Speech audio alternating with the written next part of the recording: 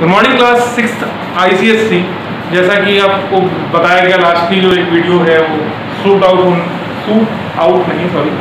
होने के बाद डिलीट हो गया था, तो रीशूट करते हैं उसी वीडियो को। चलिए ये देखते हैं। तो क्लास 6 ICSE हम डिस्कस करने जा रहे हैं यहाँ पर 3 एक्सरसाइज। क्लास 6 ICSE एक्सरसाइज 3 रहेंगी, 10.3, 10.4, 10.5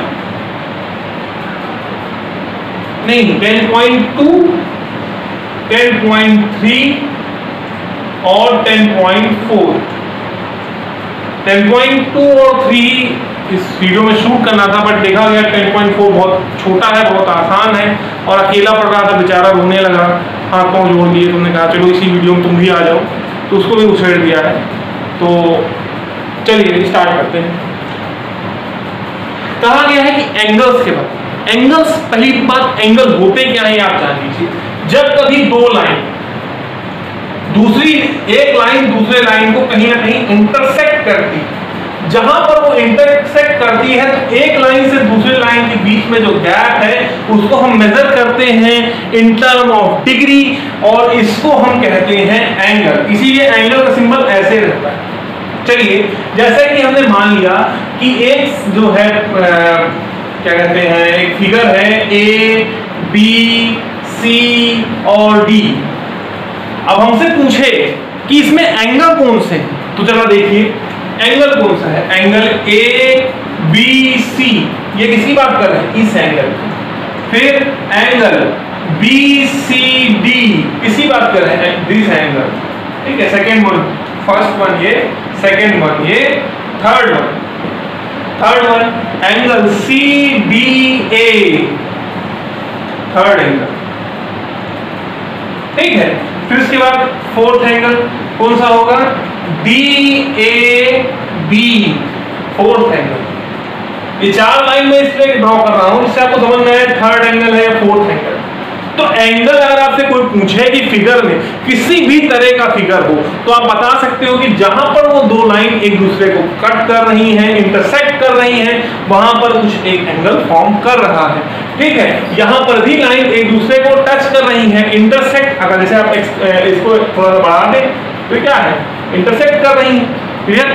तो ये एंगल्स आप किसी भी फिगर के आपको एंगल्स पूछे जाएंगे तो आप बड़ी आसानी से बता दें। ठीक है, चलिए एक्सरसाइज में चाहे हम 10.2 की बात करें, 3 की बात करें, 4 की बात करें, कुछ खास दिया नहीं हुआ है, बहुत आसान चीजें दी हुई हैं।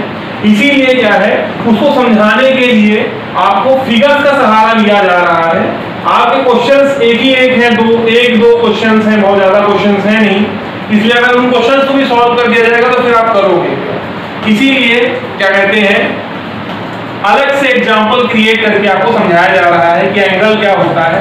जैसा कि हम लोगों ने लास्टली डिस्कस किया था, लाइन, रे और लाइन सेगमेंट, ये सारी चीजों के बारे में। तो अभी एक चीज आप देख लीजिए, जैसे ये ट्रायंगल बना हुआ है, एक ट्रायंगल बना हुआ है। ठीक है, चलिए अब इस एंगल का नाम रख दिया मैंने A, इस एंगल का नाम रख दिया B, इस एंगल का नाम रख दिया C, इस एंगल का नाम रख दिया 1, इस एंगल का नाम 2, इस एंगल का नाम 3। ठीक है, अब ये नाम मैंने इसलिए रखे हैं क्योंकि हमें ये जानना है कि इंटीरियर एंगल कौन है और एक्सटीरियर एंगल कौन है। ठीक है, इंटीरियर एंगल देखिए, इंटीरियर मतलब क्या, जो फिगर के अंदर जो एंगल होंगे वो होंगे इंटीरियर एंगल। लीजिए 1, 2, 3 means angle A, angle B और एंगल C। अब जो कंप्लीट फिगर हमारा बना हुआ है, उस फिगर के बाहर जितने आपके एंगल प्रेजेंट हैं वो क्या हो जाएंगे, एक्सटीरियर एंगल। देखिए एंगल 1, एंगल 2, एंगल 3। समझ में आया? तो इंटीरियर एंगल क्या है, एक्सटीरियर एंगल क्या है, आपने देख लिया। चलिए आगे देखिए क्या बता रहे हैं, क्या पूछ रहे हैं। ठीक है। तो इंटीरियर एंगल आपने देख लिया, एक्सटीरियर एंगल देख लिया है, एंगल्स क्या होता है ये देख लिया है, एंगल का नाम कैसे लिखते हैं ये भी देख लिया। एक बात याद रखिए, जैसे मान लीजिए फिगर ABC है, तो जिस एंगल का नाम लिखना है वो हमेशा मिडिल में रखेगा। जैसे A है, ये हमें इस एंगल को रिप्रेजेंट करना है, तो A B को मिडिल में रखेंगे, B और C। हम ऐसे नहीं कर सकते एंगल ACB, तब क्या हो रहा है ACB मींस ये लाइन की हम बात कर रहे हैं, तो मींस ये एंगल की बात करने लगेंगे। क्लियर? तो ये जरूरी याद रखिए, जरूरी है कि आप याद रखें कि जिस एंगल की हम बात कर रहे हैं उसका जो पॉइंट है हमेशा मिड पर रहे, बीच पर रहे। ठीक है, गोवा के बीच पे नहीं, ऐसे इसमें बिटवीन की बात कर रहे हैं यहाँ पे। ठीक है, चलिए आइए देखें। यही इतनी चीजें डिस्कस की गई हैं 10.2 एक्सरसाइज। अब हमारे पास जो अगला एक्सरसाइज है वो क्या है 10.3। तो आइए उसको देखते हैं।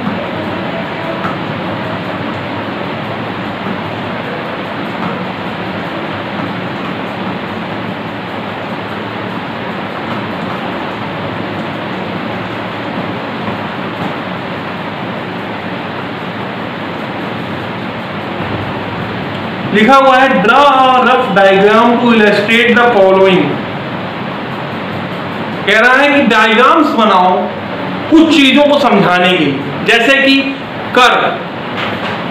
कर्व क्या है? कोण, किसी भी तरह का कोण हो सकता है, एक सिंपल कर्व आप बना दें।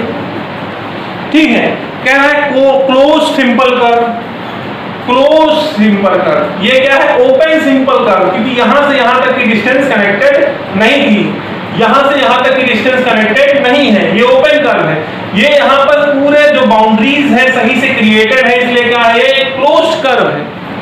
तो ओपन कर्व और क्लोज कर्व के बीच में फर्क आपको समझ में आ गया। आगे देखते हैं।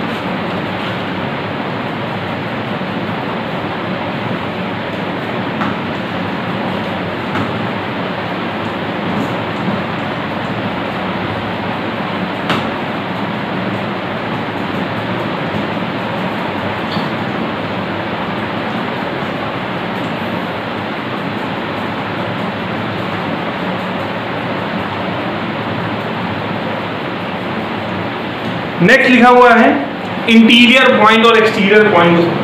पहले एक फिगर ड्रॉ कर लेते हैं। A B C, चलिए P Q R S T U V X W Z Y। अभी हमसे अगर 3 क्वेश्चन पूछे जाए, पहला कि इसमें इंटीरियर पॉइंट कौन से, इंटीरियर पॉइंट्स के नाम बताओ। दूसरा एक्सटीरियर पॉइंट्स के नाम बताओ।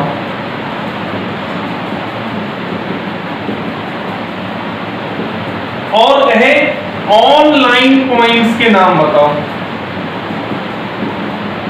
ऑनलाइन मतलब इंटरनेट से बात नहीं करिए, ऑनलाइन, लाइन के ऊपर जो है पॉइंट्स। तो इंटीरियर पॉइंट्स कौन कौन से हैं जो कि फिगर के अंदर है? कौन से? P Q R, लिखिए P Q और R। एक्सटीरियर पॉइंट पूछा गया, मींस जो फिगर के बाहर है वो कौन सा है? T S W X Y Z और U, है ना? एक बात याद रखिएगा, यहां पर U नहीं होगा। रीजन क्या है? क्या रीजन है? रीजन है कि U जो है ऑनलाइन, लाइन के ऊपर वो पॉइंट है। देखिए यहां पर U नाम भले बाहर लिखा हुआ है लेकिन पॉइंट उसका कहां पे है? लाइन के ऊपर। तो अब ऑनलाइन पॉइंट की बात करें कौन कौन से हैं? V और U। क्लियर? इसी के साथ जो आपका जो इंटीरियर पॉइंट कौन से हैं, एक्सटीरियर पॉइंट्स निकालने के लिए जो क्वेश्चंस आएंगे, इंटीरियर पॉइंट निकालने के लिए जो क्वेश्चन आएंगे, एक्सटीरियर पॉइंट के लिए, ऑनलाइन पॉइंट के लिए, आप सभी बता सकते हैं, बखूबी बता सकते हैं, कोई प्रॉब्लम नहीं है। चलिए आगे देखते हैं।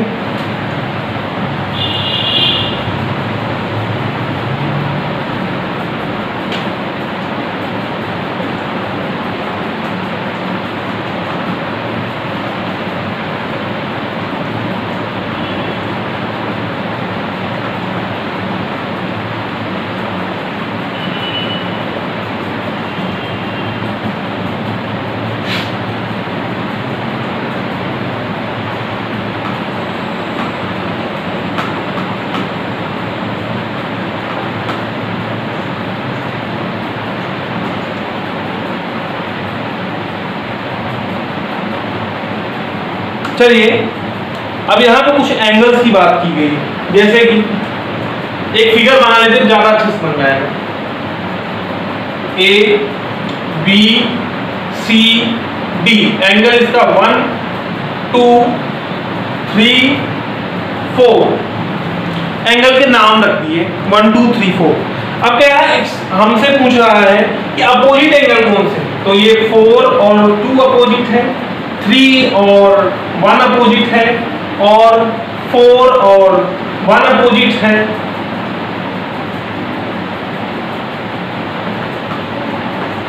सिर्फ यही अपोजिट, क्लियर? ये इसके अपोजिट, ये इसके अपोजिट, ये इसके अपोजिट, क्लियर? 4 2 के अपोजिट है, 3 1 के अपोजिट है, अपोजिट एंगल्स निकल आए। ठीक है, अगर पैरेललोग्राम, अपोजिट एंगल जानना क्यों जरूरी है? अगर पैरेललोग्राम फिगर है तो अपोजिट एंगल क्या होंगे? इक्वल होंगे। अपोजिट एंगल क्या होंगे? इक्वल होंगे। ठीक है, चलिए हम आगे देखते हैं। ये तो हो गई बात अपोजिट एंगल की। अब अपोजिट साइड की बात कर लें। ये साइड इस साइड के अपोजिट है? नहीं, ये साइड इस साइड के अपोजिट है, मींस ए बी और सी डी अपोजिट हैं, ए बी और बी सी अपोजिट हैं, क्लियर? अब हमसे कहा जा रहा है कि एडजेसेंट एंगल, एडजेसेंट एंगल कौन से हैं? जो अगल बगल है वो कौन कौन से हैं? एंगल 4, एंगल 1, एंगल 2, एंगल 1, ये इससे एडजेसेंट है ना, ये इससे। फिर angle 2, angle 3, angle 3, angle 4।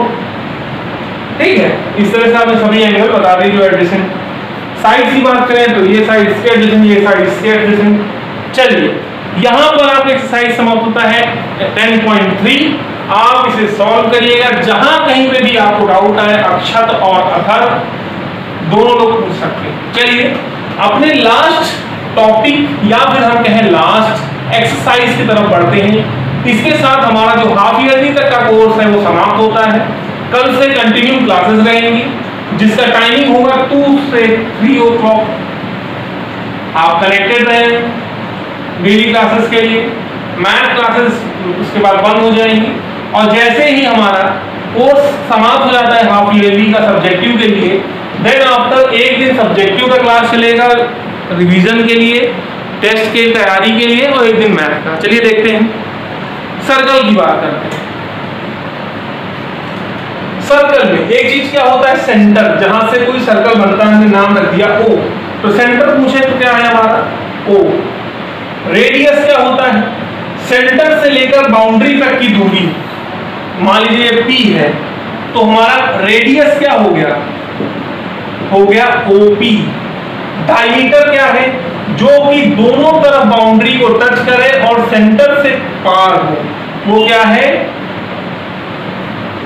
Diameter. OP, QOP,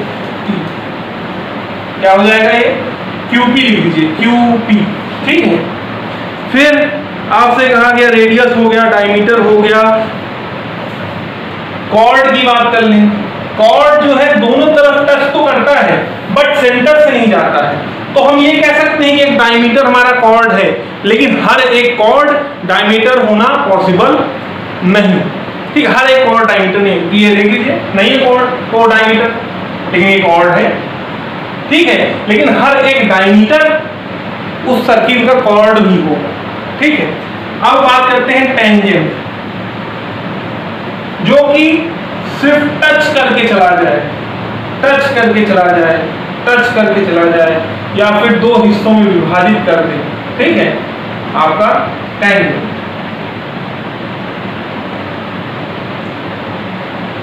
चलिए अब एरिया की बात कर लें, तो एरिया क्या है, formula pi R square, perimeter का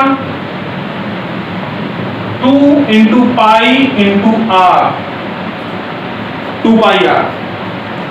ठीक है, चलिए इसी के साथ 10.4 एक्सरसाइज समाप्त होती है। क्वेश्चंस आप लगाइएगा, आप लगा रहे हैं उम्मीद है, नहीं लगा रहे हैं तो वीडियोस आप पुनः देखें और क्वेश्चंस लगाएं, जहां कहीं पे भी आपको डाउट हो पूछें।